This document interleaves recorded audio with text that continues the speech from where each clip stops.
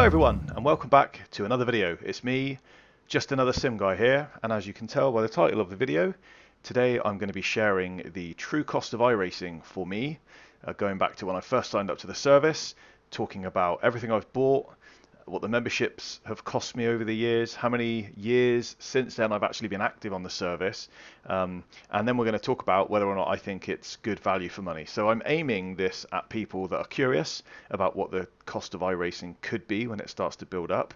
Also a bit of reflection on how I know I could have saved quite a lot of money, so hopefully if you listen to that part, you won't make the same mistakes I did. But truly, it's going to be just a bit of a reflection and a total calculation of what it's cost me on average per year, what it's cost me on average for content, right down to what it's cost me per race, basically, and what sort of value, how many races have I done, what sort of value have I got out of it, how much time have I spent on it, and then we'll get a true idea of whether or not iRacing is a value for money in 2025 and moving into 2026. So hopefully you find this useful. If you're new here, don't forget to subscribe. I've got about 85% of people that seem to enjoy the videos that are unsubscribed, and that will really help me if you can sub to reach my goal of 1,000. And when we reach 1,000 subscribers, we will be giving away a copy of AC Evo, and there's a new video on that on the channel. So do have a look in the archives and follow the instructions on that one, and make sure you're subbed and you'll be in the running for the free game. Anyway, without further ado, let's get on with this iRacing cost analysis.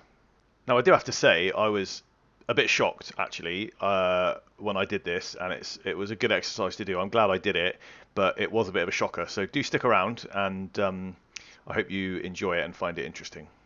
So I don't want this to go on for too long, but there is actually quite a lot to cover. So I don't want to skip through it in a way that makes it not make any sense and just be me rabbiting on a load of numbers. But I also don't want this video to last too long. I think it's important that we get to the conclusions as quickly as possible. But obviously I want to share the background. So just as a little bit of an overview, I first got introduced to iRacing in 2013, which I've been talking on my most recent videos about the fact it was probably about 8 or 10 years ago. I had no idea it was 12, coming up to 13 years ago. So time has definitely flown past. Up until that point, lots and lots of driving games have been enjoyed, always on a steering wheel as long as I can remember, right back to my Dreamcast and sort of PlayStation days. But most recently, sort of 2013, I would have been playing Forza and probably GT5 on a PlayStation 3 perhaps. So I'd sort of found some videos on iRacing and it really appealed to me, the fact that it was a little bit more serious. So I upgraded some kit. I had a half decent PC in its day. And yeah, so I found a special offer somewhere for iRacing, got introduced to it, and from 2013 onwards, I did about 3.5 years all told.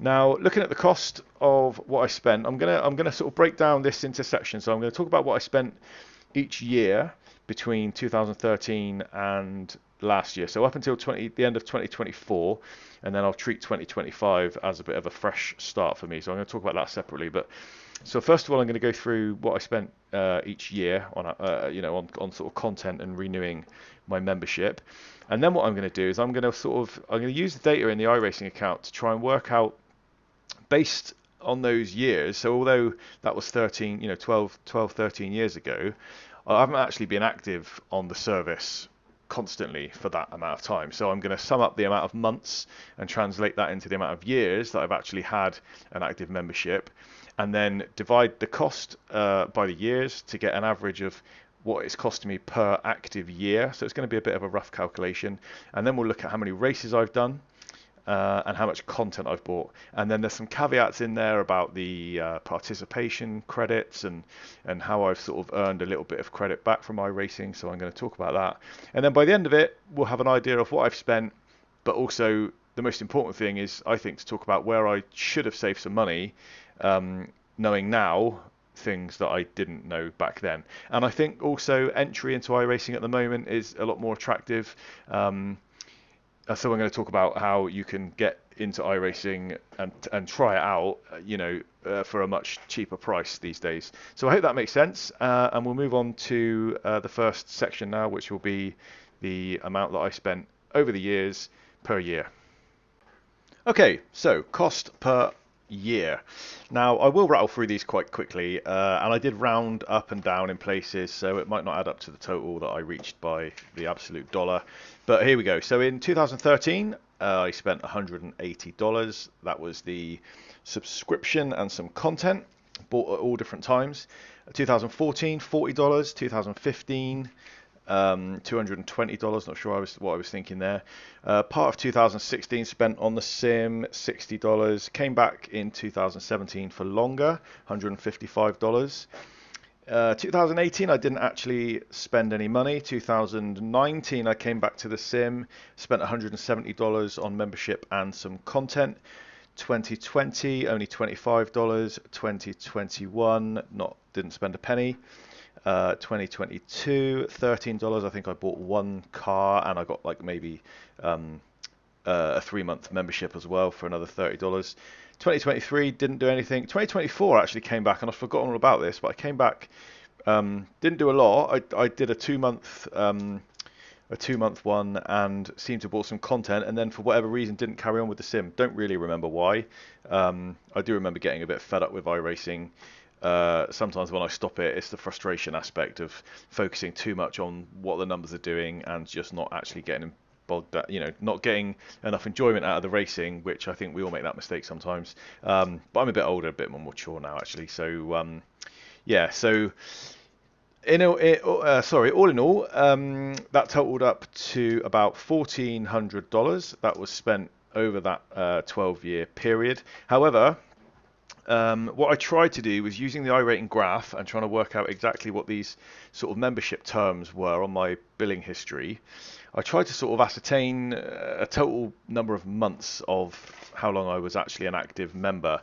Now, I equated this to about 8 years worth of active membership. So we've got $1,400 and we've got over the course of 8 years. Now what I will do is I earned some iRacing credit back over that period of time, and that looks like about $160 worth of sort of participation credits back in my favor, which doesn't sound like a lot, but it all helps. So that means the actual true cost that I spent was $1,240. Now that will fluctuate in terms of what I spent in real money because of the exchange rate. I'm not going back and working out what the exchange rate was as that changed over time. So I will just do it in dollars for now.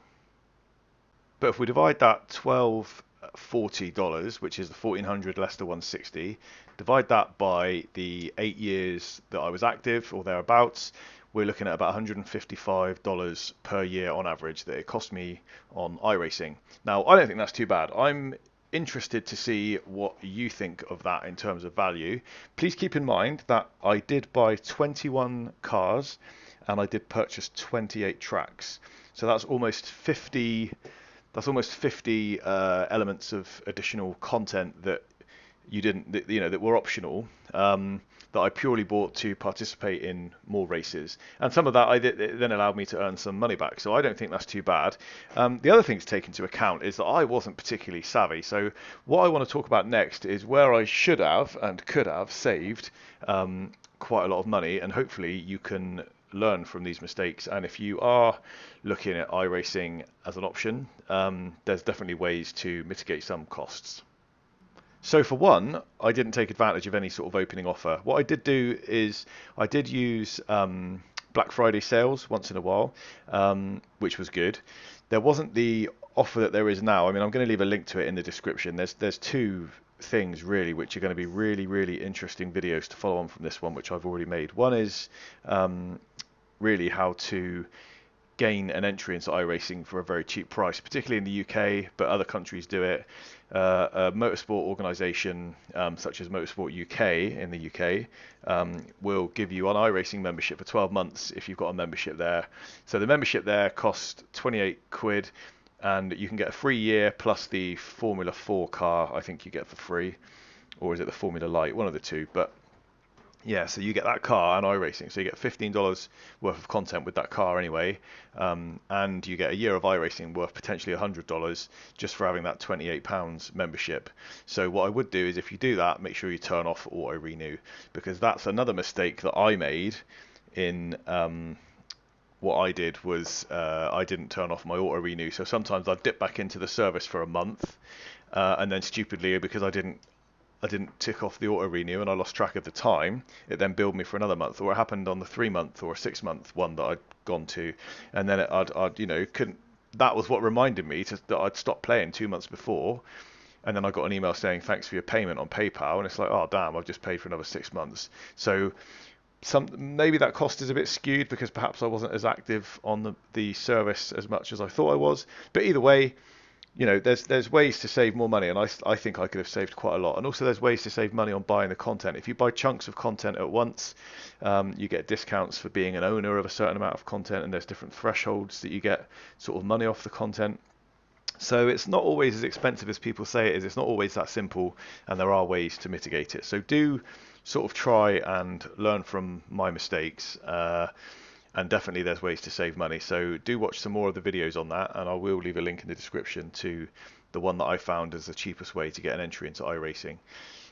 And other things to take into account was how much time you spend on the service. Now, obviously, you're paying a certain rate for the subscription, so regardless of what content you buy, the more races you do, the more time you spend in your rig racing around on iRacing, the more value potentially you're getting from the service. So some people will have more time than me, some people will have less time than me. I don't know how long I spent in hours, but what I can tell you is that over that period of those sort of 12 years where I had sort of up to 8 years of active time on the service, I did just over 1,500 races. Now I only tend to do quite short races. A lot of it would have been rookie stuff, up to half hour. I did do the odd 1 hour race on some of the sort of championships, but I would say that would be less than 50. With them would have been 1 hour races and 45-minute races. That's not too bad. I don't think that's too bad. That's, if we even if we ran that down to 1,500, it looks like I did about 190 races per year. So that's sort of like every other day basically, and it cost me well under $1 per race. So I don't think that's too bad, considering the amount of content I've got, and considering that now it's loaded with content and I can go back in, I can resubscribe, and I don't have to buy that stuff again. I don't think that's too bad at all. So let me know what you think. Let me know if let me know what you've spent. Let me know if you think that's reasonable. Let me know if you think that is outrageous and I've just been an absolute idiot. Some people have the view that no one should be paying for the content and the subscription. It should be one or the other. It's always an interesting debate. I think that iRacing offers some stuff that's particularly unique. The populated lobbies at any time is a really big deal for me, because my life and my availability means that I'm going to be hopping on at different times on different days. I can't commit to leagues where everybody meets up on 7 o'clock every Friday or 8 o'clock every Wednesday for 12 weeks, because I just can't commit because of children and work and other stuff. So for me, if I get a spare half an hour in the day, or if I get a spare hour in the evening, or in the middle of a Sunday afternoon, or if it's raining and I just want to jump on the rig for 2 hours, I can just get in there, get a populated race, and I know that I'm going to get some good competition and some good fun out on the track. In pretty much all of the popular classes with all of the popular cars. I think it's got a good range of content. I enjoy the road and the formula. Getting into dirt, it's got oval, it's got the trophy trucks, which I really enjoy. I just think there's a lot on there that's good value for money and that keeps you busy. So I'm quite pleased with that cost. Like I say, it's a bit of a shock to me. It's more than I thought it was going to be. By quite a long way, and it should have been a lot cheaper, and I could have made it cheaper. But again, it's not for everyone, and if you haven't got time to do more than sort of one race a week, then it's going to be a very, very expensive way to race for sure. Just wanted to brush on 2025 because I said I was going to treat that separately. So as you know, if you've been following the channel, I did a sort of 3-month trial membership which I got in the summer sale for about $30, that I did 10 weeks of before I reactivated my old account now, because I enjoyed it so much. I went through a bit of hoop jumping to reactivate an old email address, which gave me access to an old account I had this is the one where I joined that long ago and bought that content. So I'm really pleased to say that's up and running now and opens doors for all sorts of other good series as we move into season 4. So what I've done is, in 2025, apart from spending that money on the trial, I've bought another 3-month membership on this old revived account for another $30. That about $35, I think that was. That will take me up till November, where I can use the Black Friday, and I can buy a year or perhaps even 2 years, depending on the cost, which mitigates any sort of price increase in 2026 that they might put on. And I think I'll be settled. That will be me, and I've probably got 2 cars to buy, which might cost me another $23 both together. And that'll be me sorted probably for the next number of years. So assuming that the Black Friday sale means I get, 2 years for say $150, and I buy those 2 cars, which is another 20, and I've paid 30, so about $200 is going to last me the next two and a bit years, because I've still got a few months left. Yeah, I mean, to me that's a bargain, and I think that is not that expensive for what I'll get out of it. And if I can carry on getting around 200 races a year, at the moment I'm probably doing 3 or 4 races a week if I can, if I'm having a good week. So to me that's pretty good value for money. But let me know if you agree. Some people think that's way too expensive and it's not sustainable. Some people probably spend a hell of a lot more than I do. I know some people from forums I've been on that are in the 100% club, which means they bought every bit of content on iRacing, which adds up to thousands of dollars, double what I've spent, if not more. So yeah, let me know. I hope this has helped some of you. I hope it's given you a bit of a true reflection on what the game can cost, but also where you can save quite a lot of money. I appreciate it's been a bit of a ramble and I've spoken quite quickly, and it probably hasn't been over and done with as quickly as I'd hoped, but it has given you a lot of information and should give you some food for thought. So get in the comments, ask me any questions, make sure you subscribe, contact us on the Discord, join the community that's growing. It's been fantastic. Loads of really good people building up in our community. We do community races together across lots of different sims, and we do a lot of live streaming as well. So do get involved, keep your eye on the channel, but please do sub and support the channel where you can. It really means a lot and helps us to grow. And like I say, if you've got any questions, get down in the comments. I do reply to every single comment I see. So that's really important to me. So I have been just another sim guy. Hope you found it interesting, and we'll see you on the next video. Take care, everyone. Peace.